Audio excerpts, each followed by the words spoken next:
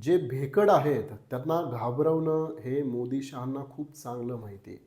पण जे मोदी शहाला घाबरत नाहीत, जे निडरपणे त्यांच्यासमोर उभं राहतात, त्यांना कसं हँडल करायचं हे त्यांना आउट ऑफ सिलेबस आहे.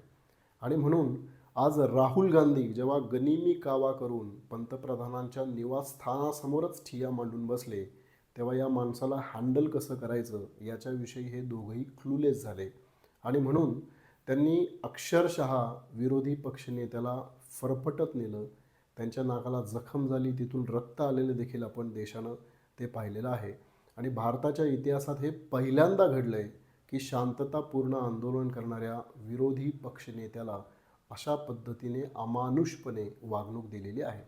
लक्षात घ्या मित्रांनो, गोष्ट सोपी होती. फक्त धर्मेंद्र प्रधान यांचा राजीनामा घ्यायचा होता, परंतु मोदींनी तो न घेता काल विद्यार्थ्यांवरती अमानुष हल्ला केला आणि त्याच प्रकारचं अमानुष वर्तन त्यांनी विरोधी पक्षनेत्याबरोबर देखील केलेलं आहे.